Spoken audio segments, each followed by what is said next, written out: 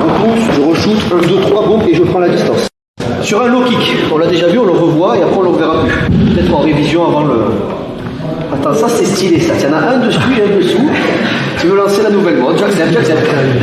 Ok, alors écoutez bien, c'est pas la même chose si on est en garde que si on est en neutre. Donc je rappelle pour tout le monde, le low kick, vas-y doucement, c'est un circulaire niveau bas. Soit donné, ça c'est plus un fouetté bas, ce sera le même blocage dans l'idée, hein, c'est un truc qui vient au niveau du genou, de la cuisse, en dessous de la ceinture. Dans l'idée, un low kick c'est avec le tibia, hein. Donc c'est quelque chose qui vous tétanise la jambe.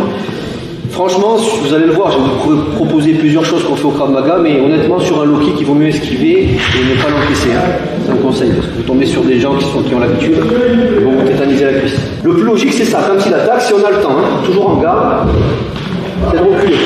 Et ça, normalement, on ne le voit pas venir, hein, donc on se le prend. Hein. Sauf si vraiment le mec il a, vous voyez qu'il fait ça. Voilà. Donc tout est possible, il faut tout travailler. Donc ça, c'est le plus efficace, vous travaillez aussi en même temps que ce que je vais vous montrer maintenant. Vous faites le retrait arrière. Ah, vas-y. Je vous mets à la bonne distance, il me fait son low kick, retrait arrière, je rentre, boum, je shoot. Important aussi, mais pareil, il faut avoir double œil de lynx. Il me fait son low kick, vous anticipez directement.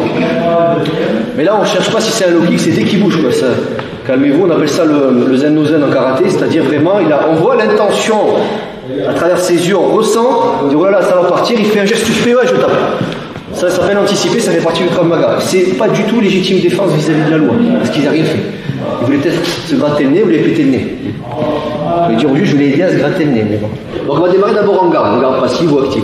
Il m'envoie son low kick, vous allez bloquer en repoussant, frappe en bas, frappe en haut, du classique. Ce qu'il faut se concentrer, c'est quelle est la jambe qui est devant, est-ce que je bloque avec la jambe arrière, la jambe avant ou quoi. Retenez un truc mémotechnique, quand ça va venir, quand on est en garde, retenez, alors il fait soit jambe avant, soit jambe arrière. Ça c'est pour la orange. Hein. Si c'est la jambe arrière, ça va être la jambe avant qui va bloquer. Si c'est sa jambe avant, c'est aussi la jambe avant qui va bloquer parce que moi je suis en garde, c'est-à-dire vas-y, fais avec ça, ça va être ça. Donc retenez, quoi qu'il en soit, si je suis en garde, le blocage au niveau des jambes, ça sera tout le temps la jambe avant. Ça va ? Quand vous bloquez, essayez de ne pas avoir la jambe raide. Il y a plusieurs façons de faire. Soit vous absorbez le low kick au niveau du bas du tibia, là où il y a moins de terminaison nerveuse, ce qui fait moins mal, si vous pouvez, vas-y, et vous repoussez. Dans l'idée, il faut repousser. Vous pouvez aller au contact léger aussi en avançant un peu, en cassant un peu la distance. Ça sous-entend que vous le voyez arriver. Hein. Si vous voyez arriver, faites une esquive, on le verra après ça, les esquives. Si c'est la jambe avant, c'est pareil, vous fermez l'angle. Attention, fermer l'angle, c'est pas ça, c'est pas je lève, je tourne, c'est beaucoup trop long. Vous imaginez ici, je sais pas, qu'il y a votre cible est ici par exemple, et vous mettez un coup de genou. Donc c'est en diagonale, faites-le en même temps sur place.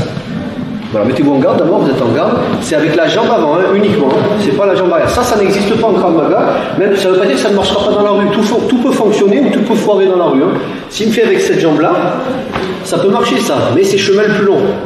Peut-être s'il est trop rapide, vous n'aurez peut-être pas le temps. Mais ça peut marcher, hein. Dans la logique, c'est un tibia contre tibia. Bon, moi j'aime pas trop ça, mais bon.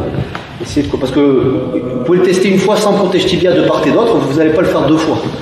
D'accord ? Donc, par contre, dans la rue, voilà, ça arrive, mais c'est que vous bloquez, vous aurez peut-être mal, mais vous pouvez partir, quoi, dans l'idée. Donc on a dit, je suis en garde, il attaque, que ce soit jambe avant ou jambe arrière, je repousse. Il faut qu'il y ait cet effet repoussé. La jambe est pas raide, elle absorbe, vers ralenti, elle absorbe un peu le choc, continue sur ta lancée, et je renvoie. Donc ça fait ça. D'accord ? Le plus bas du tibia possible. D'accord ? Ensuite, une fois que c'est fait, ça peut être l'autre jambe, je ferme l'angle, je récupère la jambe, frappe en bas, contrôle, frappe en haut, distance. C'est un exemple. Après, vous greffez par-dessus les clés, ce que vous voulez. On refait une dernière fois. Arrière, je repousse, je re-shoot, 1, 2, 3, boum, et je prends la distance. Si c'est jambe avant, pareil, je ferme l'angle. Si tu souhaites aller encore plus loin, à savoir décupler tes connaissances en self-défense, devenir confiant et efficace en situation réelle, mais ce que je t'invite à faire, c'est à cliquer juste ici. Formation offerte, ou encore sur le lien qui est en description juste sous la vidéo. Voilà, j'espère que la vidéo d'aujourd'hui t'a plu et que t'a aidé à progresser un petit peu plus. Quant à moi, je te retrouve de l'autre côté pour commencer ta formation vidéo offerte. À tout de suite.